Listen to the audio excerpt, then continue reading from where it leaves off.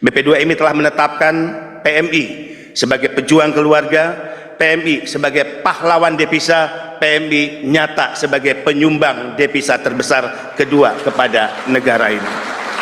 Hal yang menggembirakan, Pak Saleh, Bank Indonesia telah merilis di tahun 2023 bahwa sumbangan devisa pekerja migran Indonesia sebesar 227 triliun kepada negara ini, dan menempatkan sumbangan PMI sebagai sumbangan devisa terbesar kedua. Ini tentu membanggakan, sehingga transformasi yang sedang berjalan dan dikerjakan, berbagai perubahan besar yang kita ingin wujud nyatakan, berbagai regulasi yang menunjukkan negara berpihak kepada para pekerja migran Indonesia, layanan yang lebih mudah, murah dan cepat, yang itu menjadi tradisi baru dalam memberikan pelayanan kepada pekerja migran Indonesia, dan pemberian fasilitas istimewa kepada pekerja migran Indonesia menunjukkan bahwa saatnya negara hadir, negara berpihak kepada para pekerja migran Indonesia. Dalam beberapa kasus juga BP2MI telah menyampaikan dalam rapat terbatas di Istana Negara, di hadapan Presiden, dengan tegas saya katakan, jika selama ini kenapa negara tidak mampu menyentuh sindikat penempatan ilegal, nyata bahwa sindikat penempatan ilegal selalu dibackingi oleh oknum-oknum memiliki atributif kekuasaan di negara ini. Di depan Presiden, di hadapan Panglima TNI, di hadapan Kapolri, Menteri dan lembaga, saya katakan, oknum-oknum itu berasal dari oknum TNI Polri, oknum-oknum kementerian lembaga, dan bahkan oknum di BP2MI terlibat dalam sindikat penempatan ilegal pekerja migran Indonesia. Tentu jika saya menyebut seperti ini, tidak boleh ada institusi yang merasa rendah diri atau merasa dipermalukan. Kita percaya oknum brengsek dan pengkhianat Republik akan selalu ada dimanapun.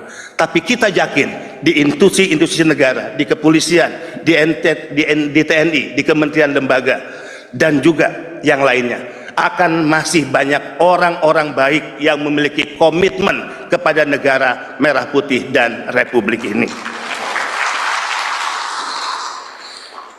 Bahkan ada tren baru saya ingin laporkan kepada Pak Saleh. Kalau dulu kita berpikir korban penempatan ilegal adalah mereka yang pendidikannya menengah ke atas, tidak seperti itu dalam kasus penempatan ilegal ke Kamboja.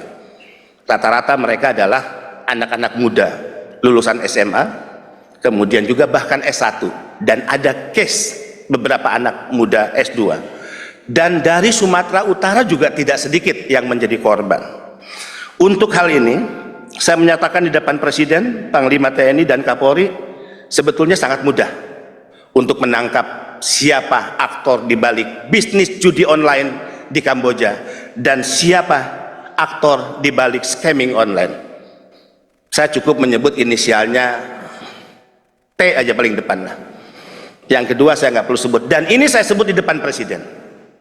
Boleh ditanya kepada Pak Menko, Pak Mahfud MD saat itu, ya, Presiden kaget, Pak Kapolri kaget, agak cukup heboh rapat terbatas saat itu. Orang ini adalah orang yang selama Republik ini berdiri mungkin tidak bisa disentuh oleh hukum. Mohon maaf dengan segala hormat.